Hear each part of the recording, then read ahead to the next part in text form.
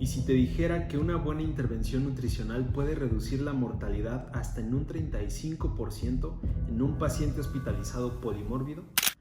Esta es la gráfica de un estudio, el estudio EFFORT, que se realizó en 2019 a 2028 pacientes, donde se muestra la línea roja, que son los pacientes en el grupo de intervención, es decir, los que recibieron un adecuado soporte nutricional, y los de la línea azul son los pacientes que están en el grupo de control, los cuales no recibieron tratamiento nutricional o soporte nutricional especializado. ¿Qué significa esto? La línea roja gana, que con un adecuado soporte nutricio muere menos el paciente hospitalizado, en este caso polimórbido. Ahora veamos la siguiente diapositiva. Esta es una diapositiva que también muestra en el mismo estudio qué tanto se reduce la morbilidad de un paciente, es decir, las complicaciones de un paciente. Y si nos damos cuenta, como viene en la diapositiva, reduce hasta en un promedio de 20% la probabilidad de complicarse más en un paciente polimórbido hospitalizado. Este estudio fue realizado hace 6 años y fue en 2000 pacientes. Además fue en un hospital suizo. Bueno, no fue en uno, sino fue en 8 hospitales suizos. Esto te lo digo porque muestra la importancia de un adecuado soporte nutricional de manera temprana y los efectos benéficos que tiene sobre el mismo paciente. Es por eso que hoy te traigo el soporte nutricional para pacientes polimórbidos hospitalizados. Esta es una presentación basada en la guía ESPEN, la Sociedad Europea de Nutrición y Metabolismo del 2023. Como todos sabemos, la desnutrición es una condición en la que los pacientes pueden llegar ya con ella a la hospitalización o puede generarse dentro de la misma estancia hospitalaria. ¿Okay? Sabemos que la desnutrición se asocia a una mayor morbilidad, mortalidad y costos de atención. Más adelante veremos que en esta guía hablan de un estudio sobre qué tanto costo se redujo con una buena intervención nutricional, qué tanto dinero y qué tantos días de estancia hospitalaria se redujeron al recibir un buen manejo nutricional. Este es un dato muy importante. Los pacientes en riesgo nutricional tienen hasta 3 veces más de desarrollar complicaciones y 50% más del tiempo de la estancia hospitalaria. Este fue un estudio que se realizó en 2008, es el estudio Sorensen. Te lo voy a dejar en la descripción por si quieres verlo. Ahora, ¿cuál es el objetivo de estas guías? Brindar recomendaciones para pacientes polimórbidos. Ahorita vamos a ver qué es un paciente polimórbido. Hay una cuestión. Las guías, de manera general, las guías clínicas, se enfocan en patologías únicas. Sin embargo, por eso vamos a definir qué es un paciente polimórbido. Es la coexistencia de 2 o más patologías crónicas en un paciente. ¿Qué significa esto? Que un paciente puede llegar a tener o vivir con enfermedad renal crónica, diabetes mellitus tipo 2, ahí ya se considera un paciente polimórbido. O un paciente que vive con cirrosis hepática y también tiene algún tipo de condición cardíaca, igual es un paciente polimórbido. Sin embargo, las guías clínicas generalmente solo apuntan directamente a una condición y el manejo, en este caso nutricional, solo se va directo a él. Sin embargo, qué bueno que esta asociación europea nos trajo estas recomendaciones. La guía clasifica los niveles o el grado de evidencia en 4 estadios.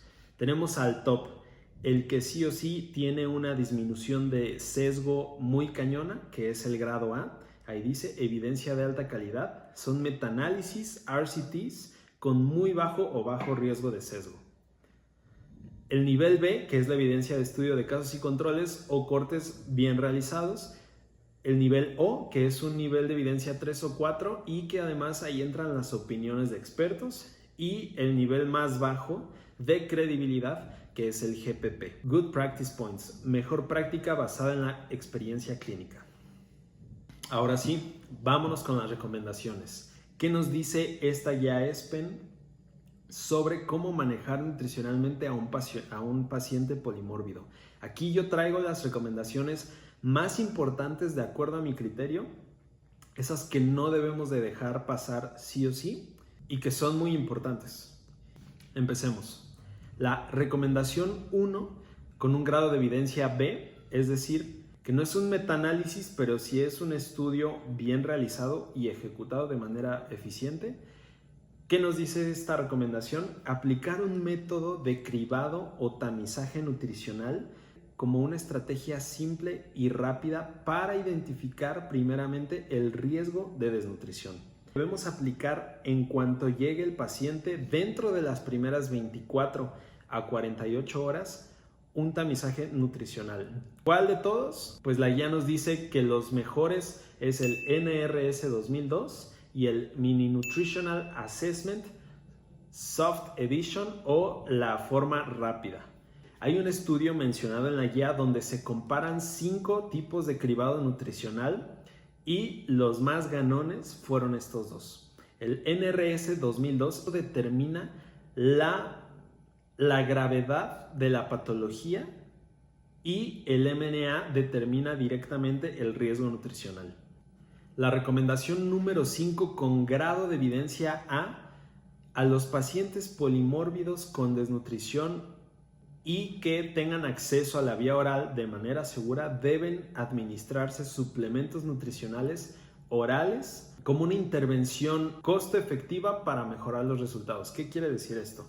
En particular, los suplementos hiperproteicos, ya que aquí es crucial y se enfatiza demasiado el aporte de proteína en un paciente polimórbido. Más adelante, la siguiente recomendación, veremos mucho más sobre ello.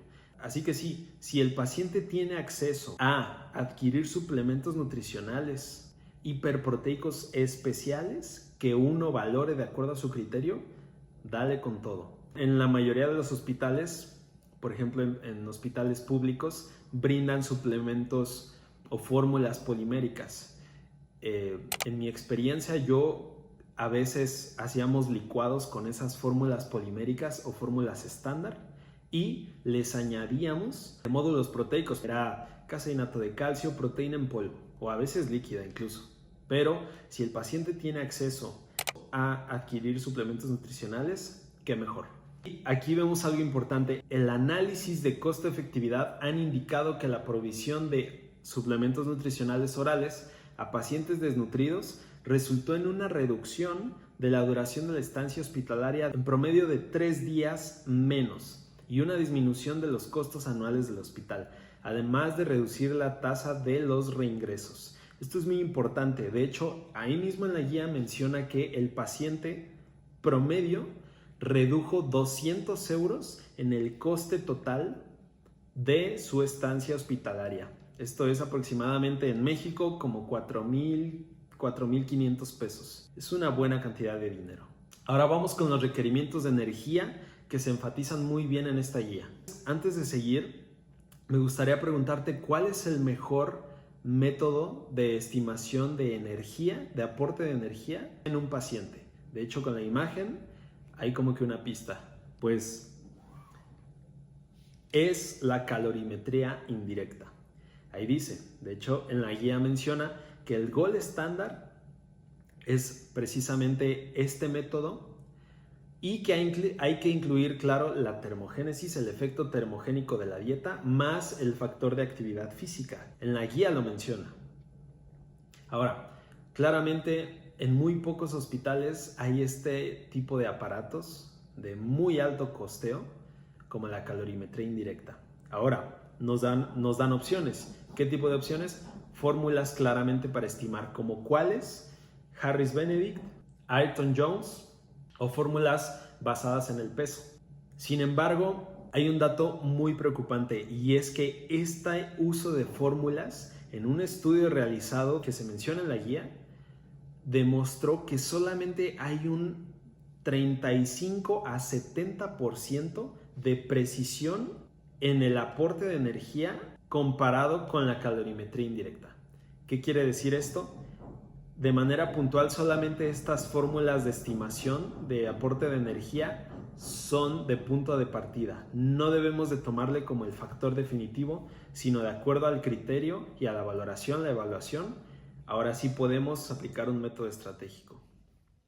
Siguiente recomendación, ahora sí con el aporte de proteína, La guía clínica nos dice que el paciente debe de estar en un rango de por lo menos 1.2 a 1.5 gramos de proteína por kilogramo de peso al día. Sin embargo, hay contraindicaciones, como cuáles: un paciente con daño renal con una tasa de filtrado glomerular igual o menor a 30, se debe de mantener el aporte a 0.8 gramos de proteína por kilogramo de peso. Y vámonos con la última recomendación: la continuidad del soporte nutricional post alta de la estancia hospitalaria. ¿Qué quiere decir? Revisiones sistemáticas, múltiples estudios han encontrado evidencia de mejora en el peso corporal y estado nutricional, sobre todo en pacientes mayores después de la alta hospitalaria. ¿Qué quiere decir esto? Es un grado de recomendación A, significa que el soporte debe continuar ya egresando el paciente del hospital, sí o sí.